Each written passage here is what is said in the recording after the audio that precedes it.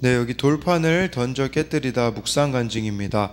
저는 현장 목격을 하지 않았으면 입을 다물라며 칼로 위협하던 남편의 외도를 딸의 심장 수술 하루 전날 알게 되었습니다. 남편을 간통죄로 고소하려 했지만 어린 세 자녀를 생각하며 남편이 집으로 돌아오기를 기도했습니다. 그러나 아무리 기도해도 응답이 없자 우리를 애굽 땅에서 인도하여 낸 사람은 어찌 되었는지 알 수 없노라 라고 말하는 이스라엘 백성처럼 하나님 대신 금송아지를 숭배하며 정욕대로 이혼하여 사람들에게 조롱거리가 되었습니다. 그러나 하나님이 이런 저를 긍휼히 여겨주시고 이혼은 하나님이 미워하시는 일이라고 알려주셔서 저는 외도한 남편보다 가정을 깬 내가 더한 죄인입니다 라는 회개의 고백을 하게 되었습니다.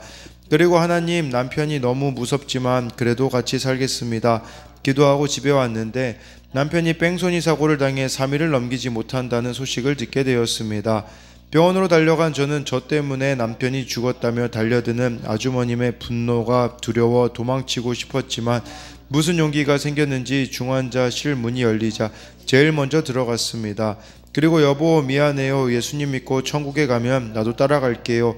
새 아이는 내가 잘 키울게요 하고 복음을 전했고 남편은 3일째 되는 날 구원을 받고 천국에 갔습니다. 하지만 시간이 지날수록 남편이 내 죄 때문에 죽었다는 죄책감으로 숨이 안 쉬어질 정도로 괴로울 때 저는 큐티하는 교회 공동체로 인도되어 구속사의 말씀을 들었습니다.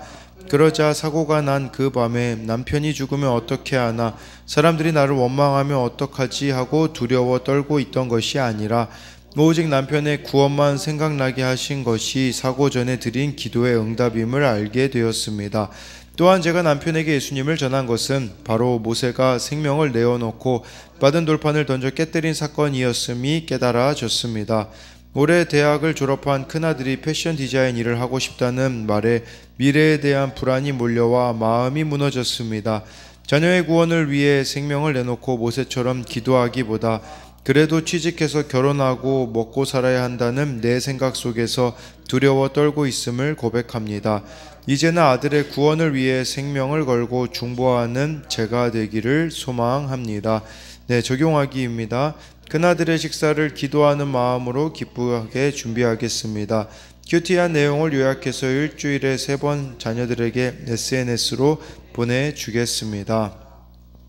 네, 여기서 정말 이렇게 남편의 이런 외도 사건을 또 마주하게 되어지고 또 이혼하려고 했던 부분들이 있었는데 그때 이혼 하나님이 미워하시니라고 알려주셔서 외도한 남편보다 가정을 깬 내가 더한 죄인입니다라는 회개의 고백을 하게 되었다고 하잖아요. 그러다가 남편이 뺑소니 사고를 당해 3일을 넘기지 못한다라는 소식에 가서 정말 이렇게 여보 미안해요. 예수님 믿고 천국에 가면 나도 따라갈게요. 새 아이는 내가 키울게요 라고 하며 복음을 전했고 천국에 갔지만 또 이제 죄책감으로 숨이 안 쉬어졌다라고 하지만 그 가운데 하나님이 정말 남편의 구원만 생각나게 해주셨고 사고 전에 드린 기도의 응답임을 알게 되었듯이 정말 이렇게 남편에게 예수님 전한 거는 바로 모세가 생명을 내어놓고 받은 돌판을 던져 깨뜨린 사건이었음이 깨달아졌고 또 아들에 대한 부분들도 동일하게 이렇게 하나님 앞에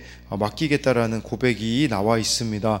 오늘은요 출애굽기 32장 15절부터 35절까지인데요.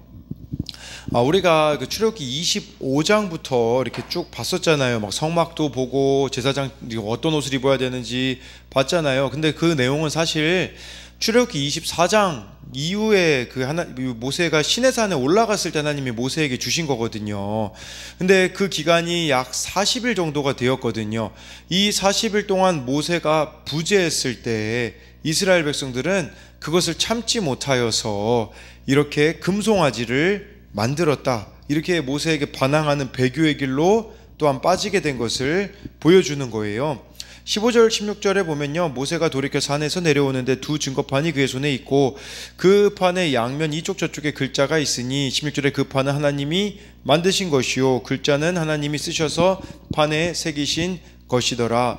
모세에게 이 십계명이 적혀있는 두 돌판을 하나님이 직접 만들어 주셨어요. 근데 여기서 16절에 그 판 하나님이 만드신 것이요 이걸 히브리어로 보면요 하나님의 작품이다라는 뜻이거든요. 그러니까 이 십계명이 하나님의 작품이었었다라고 말씀해주고 있는 거예요.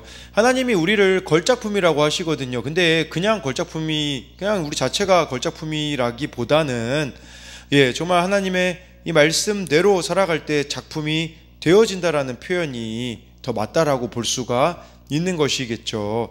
17절에 여호수아가 백성들의 요란한 소리를 듣고 모세에게 말하되 진중에서 싸우는 소리가 나나이다. 18절에 모세가 이르되 이는 승전가도 아니요 패하여 부르짖는 소리도 아니라 내가 듣기에는 노래하는 소리로다 하고 해서요. 이 여호수아는 모세가 시내산에 하나님 만나러 갔을 때 따라갔거든요. 그래서 시내산 인근 정상까지 이렇게 올라갔던 여호수아와 모세가 제외를 하는데 산 밑에서 나는 소리를 듣고 이 여호수아는 싸우는 소리라라고 말하지만 모세는 싸우는 소리가 아니라 내가 듣기에는 노래하는 소리다. 이 노래하는 소리라는 것은 무분별하게 노래하는 소리, 제멋대로 노래하는 소리, 유흥을 위한 노래소리로 이해할 수 있는데 모세의 이것이 분별이 맞았다라고 볼 수 있어요. 이처럼 하나님과 친밀하면 이렇게 같은 소리에도 모세가 더 잘 분별해내는 모습을 보여주는 거겠죠. 19절에 진에 가까이 이르러 그 송아지와 그 춤추는 것들을 보고 크게 노하여 손에서 그 판들을 산 아래로 던져 깨뜨리니라 라고 해서요, 그 춤추는 것들을 보고 모세가 노했다고 하거든요. 근데 그 춤추는 것들을 보고, 이걸 이제 히브리어로 보면 여러분 강강술래처럼 원형을 이루면서 추는 춤을 뜻하는 단어예요. 그러니까 이 춤이 모세가 보기에 너무 방탕했고 사악했고 음란했기 때문에 이 하나님이 주신 증거판을 던져서 깨뜨렸어요. 그러니까 이게 단지 모세가 막 화가 나가지고 이거 십계명판을 던져버렸다라고 생각하시면 안 됩니다. 이것은 분을 참지 못해서가 아니라 딱 저 모습을 보니까 하나님과의 언약은 파기될 수밖에 없구나, 그래서 던진 거예요. 그러니까 십계명을 이스라엘 백성들이 다 어겨버렸기 때문에 더 이상 이 언약이 유효하지 못하겠구나 하고서는 던진 거라고 볼 수가 있는 것이겠죠. 19절에 대한 이런 적용 질문은, 하나님과 맺은 언약을 깨뜨리도록 여러분들을 유혹하는 것은 무엇인가요? 이게 하나님과의 맺은 언약이라고 말하면 두루뭉실할 수 있는데, 그 두들판에 십계명이 기록되어 있잖아요. 십계명 가운데 나는 지금 지키고 있지 못하는 것은 무엇이 있습니까? 또한 이 모세의 모습을 보면서요, 사랑하기에 의로운 분노를 내고 있나요? 아니면은 감정적으로 혈기만 내고 있습니까? 20절에 모세가 그들이 만든 송아지를 가져다가 불살라 부수어 가루를 만들어 물에 뿌려 이스라엘 자손에게 마시게 하니라 라고 해가지고요, 이 우상숭배의 흔적을 완전히 제거해 버리려고 불사르고 가루를 만들어 물에 뿌려 이스라엘 자손이 마시게 했다라는 것은, 이 오염된 물을 이스라엘 백성들이 마시잖아요. 그것은 죄의 대가, 이 죄값이라는 것은 치르게 됨을 이렇게 보여주는 것이라고 할 수가 있습니다. 여러분, 이 하나님의 언약, 하나님의 말씀이 우리 안에 없으면 자유가 오는 게 아니라 여러분, 우리 안에 있는 이런 금송아지가 불살라서 부서져야 된다라는 것을, 그러니까 우리가 이 말씀을 가까이 하면 할수록 내 안에 있는 금송아지가 불살라 없어져야 함을 뜻한다라고 볼 수 있고, 또 언약이 깨지면 아까 여기 나와 있는 것처럼 쓰디쓴 죄값을 치르게 된다라는 사실을 기억해야 합니다. 20절에 대한 적용 질문은, 하나님과의 언약이 깨어질 때 자유와 해방이 아니라 쓰라림과 고통이 찾아온다라는 것을 알고 있습니까? 21절에 모세가 아론에게 이르되 이 백성이 당신에게 어떻게 하였기에 당신이 그들을 큰 죄에 빠지게 하였느냐라고 해서요, 당신이 그들을 큰 죄에 빠지게 하였느냐, 이것을 히브리어로 보면 너는 큰 범죄를 그에게 옮겼는가라는 거예요. 그러니까 우상숭배라는 큰 범죄를 아론이 이제 가져다 준 것으로, 아론의 그 책임과 잘못이 얼마나 심각한지를 말해주는 것이라고 볼 수가 있어요. 왜 그러냐면 출애굽기 24장 14절에요, 모세가 시내산에 올라가기 전에 백성들에게 그렇게 얘기해요. 아론과 훌이 너희와 함께 있을지니 무릇 일이 있는 자는 그들에게 나아갈지라라고 했거든요. 그러니까 이 백성에 대한 책임을 이미 아론과 훌에게 맡기고 갔기 때문에 아론이 그 역할을 제대로 감당하지 못했다라는 거예요. 22절에 아론이 이르되 내 주여 노하지 마소서 이 백성의 악함을 당신이 아나이다. 책임 전가하고 있는 거죠. 이 백성이 너무 악하기 때문에 어쩔 수 없었다, 이런 거겠죠. 그러니까 여러분, 이 죄에 대한 핑계의 핵심은 내가 주도한 일이 아니다 라는 주장을 하는 거예요. 아론이 죄에 대한 핑계를 이스라엘 백성의 악함으로 들고 있는데, 환경 때문이다, 상황 때문이다, 그럴 수밖에 없었다, 사람 때문이다 라는 식의 변명을 늘어놓는 죄의 모습을 보여주는 것이겠죠. 그래서 22절에 대한 적용 질문은 내 죄는 보지 못한 채 환경 탓, 상황 탓, 사람 탓만 하고 있지는 않습니까? 내 자신을 직면하기 싫어서 책임 전가하며 변명하고 있지는 않습니까? 23절 24절에 그들이 내게 말하기를 우리를 위하여 우리를 인도할 신을 만들라. 이 모세 곧 우리를 애굽의 땅에서 인도하여 낸 사람은 어찌 되었는지 알 수 없노라 하기에 24절에 내가 그들에게 이르기를 금이 있는 자는 빼내라 한즉 그들이 그것을 내게로 가져왔기로 내가 불에 던졌더니 이 송아지가 나왔나이다. 그러니까 지금 이 백성들이 모세가 어떻게 됐는지 알 수 없었다라고 하는 것은 사실 이 모세를 하나님 자리에다가 또 이스라엘 백성들이 두었음을 뜻하는 거라고 볼 수 있어요. 근데 이 지금 아론의 핑계가 놀랍지 않습니까? 24절에 보니까 그냥 이 그 불에다가 이걸 이 금을 던졌더니 송아지가 나왔다고 이렇게 거짓말을 해요. 왜 그러냐면 어제 말씀에 보면요, 직접 모세가 아니라 아론이 조각했거든요. 자기가 조각칼로 새겼으면서도 이렇게 거짓말로, 그러니까 위기를 모면하려는 이런 거짓의 모습들이 또 우리들 가운데 있지 않는가를 봐야 합니다. 순간의 위기는 모면될 수 있어요. 그러나 거짓말이 죄기 때문에 죄책감이 따른다라는 것을 기억해야 한다라는 것이겠죠.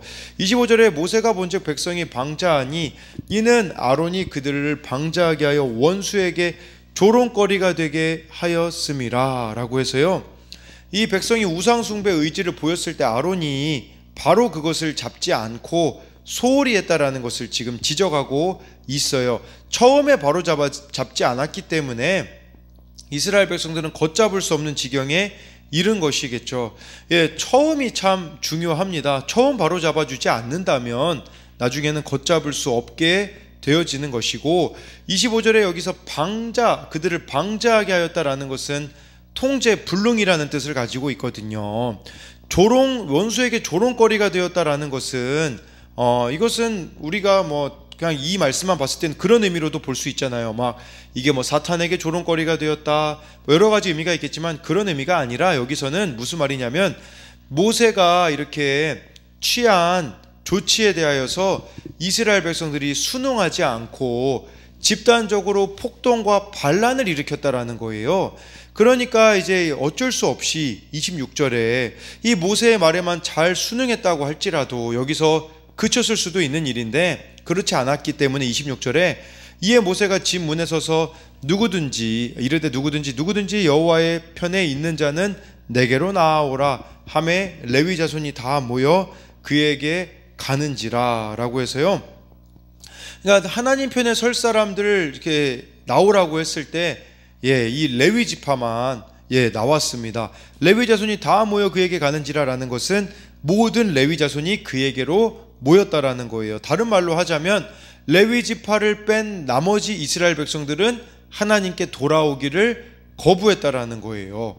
그래서 27절에 27, 28 보면요, 모세가 그들에게 이르되 이스라엘 하나님 여호와께서 이렇게 말씀하시기를 너희는 각각 허리에 칼을 차고 진 이문에서 저 문까지 왕래하며 각 사람이 그 형제를, 각 사람이 자기의 친구를, 각 사람이 자기의 이웃을 죽이라 하셨느니라. 레위 자손이 모세의 말대로 행함에 이날 백성 중에 3,000명가량이 죽임을 당하니라 라고 말씀해주고 있습니다. 그래서요, 이 레위 자손이 우상숭배에 참여했던 3,000명의 친구, 형제, 이웃을 살육합니다. 여러분, 이것은 쉬운 일이 아니죠. 네, 그렇지만 인간적인 정을 초월해 우상숭배의 죄로 하나님을 진노케 한 심판을 수행해야 했어요. 이런 결단이 없었으면 우리는 이 3,000명 죽였다라는 걸 끔찍하게 생각하는데 이게 안 되었으면 다 죽었습니다. 그걸 보셔야 돼요. 이런 결단이 없었으면 이스라엘 전체가 다 진멸할 수도 있었다라는 겁니다. 이걸 지금 우리들은 어떻게 적용할 수 있냐면, 여러분 주변에 죄를 범한 형제나 친구와 이웃이 있다면 나중에 에베소서에서 성령의 검, 곧 하나님의 말씀을 가지라는 말씀이 있거든요. 말씀으로 회개하도록 도와주어야 합니다. 물론 그 대상에는 먼저 나 자신이 포함이 되겠죠. 그래서 여러분 주변에 있는 정말 이런 하나님을 반역하고 있는 자들을 향하여 하나님의 말씀을 전함으로써 죄를 깨닫고 회개함으로써 성결하게 해야 되는 책임이 우리들에게 있다라는 것이에요. 그래서 28절에 대한 적용은, 내가 하나님께 헌신하고자 내가 칼을 치고 끊어내야 할 죄의 유혹과 모임은 무엇이 있습니까? 정말 여러분들이 이 칼로 치고 끊어내야 될 죄의 유혹과 모임이 무엇이 있는지를 생각해 봐야 하며, 29절에 모세가 이르되 각 사람이 자기의 아들과 자기 형제를 쳤으니 오늘 여호와께 헌신하게 되었느니라. 그가 오늘 너희에게 복을 내리시리라 라고 말씀해 주고 있습니다. 언약을 지킨, 그러니까 모세가 이들을 축복한 것은요, 동족을 죽였기 때문이 아니라 하나님의 그 언약을 지켰기 때문에, 네, 이 본연의 정체성과 순수성을 회복할 기회를 만들었기 때문에 복을 받습니다. 여러분, 그런데요, 창세기 읽어보시면 야곱이 12아들들 중에 시므온과 레위는 저주를 내렸어요. 너희들은 흩어져서 살 거다 라고 말하면서 그렇게 저주를 받거든요. 근데 운명이 바뀌어요. 이 레위 지파가 운명이 바뀌어요. 흩어지기는 하나 제사장 지파로 흩어지게 되어지거든요. 그러니까 여러분, 지금이라도 여러분들이 돌이키기만 한다면 아무리 저주받은 인생이라고 할지라도 축복의 인생으로 바뀌게 되는데, 중요한 것은 하나님 편에 설 때야만 가능하다라는 거예요. 시므온 지파는 돌이키지 않았습니다. 그렇기 때문에 그것으로 끝났지만 레위 지파는 돌이켰기 때문에 이렇게 축복이 되는 인생이 되는 것이죠. 그래서 29절에 대한 적용 질문은, 저주로 여겨졌던 것이 하나님 안에서 축복이 된 것은 무엇이 있습니까? 그 다음에 모세가요, 30절부터는 본문은 정확히 읽어드리진 않지만 30절에 모세가 하나님 앞에 가서 죄를 회개합니다. 그랬을 때 31절에 금신상 만든 것을 막 하나님 앞에 여짜오되 슬프도소이다 라고 하면서 기도하거든요. 그러면서 32절에 그러나 이제 그들의 죄를 사하시옵소서, 그렇지 아니하시오면 원하건대 주께서 기록하신 책에서 내 이름을 지워버려 주옵소서. 하나님, 이스라엘 백성들의 죄를 용서하지 않으시면 제 이름이 생명책에서 지워지기 원합니다. 이게 무슨 말이냐면요, 이스라엘 백성들 구원 안 해주시면 저 지옥 가도 괜찮아요, 이런 말이라고 볼 수가 있어요. 자기 생명을 걸고 백성의 속죄를 위해 기도하고 있는 거죠. 근데 모세가 무슨 그 자리에 있었습니까? 그 자리에 있지도 않았잖아요. 근데 아론의 모습과 너무 다르지 않습니까? 그 자리에 있었던 아론은 저 이스라엘 백성들 때문입니다라고 말하지만, 모세는 이스라엘 백성들을 끌어안고 자신도 공동체의 일원인 동시에 하나님과 그들 사이에 언약을 중재해야 되는 책임을 피할 수 없다라는 이 중보적인 결단을 내리는데, 나중에 로마서 9장 3절에 보면요, 사도 바울도 이런 기도를 합니다. 나의 형제 고륙 친척을 위하여 내 자신이 저주를 받아 그리스도에게 끊어질지라도 원하는 바로다라는 것은, 유대인들이 구원받을 수 있다면 나는 지옥에 가도 된다라는 이런 고백을 하고 있는 모세와 바울의 고백을 우리가 보며, 마지막 적용 질문은, 공동체에 대해 나에게 책임이 있음을 인식하여 기도하고 있습니까? 아니면은 내 일이 아니라고 나 몰라라 하고 있지는 않습니까?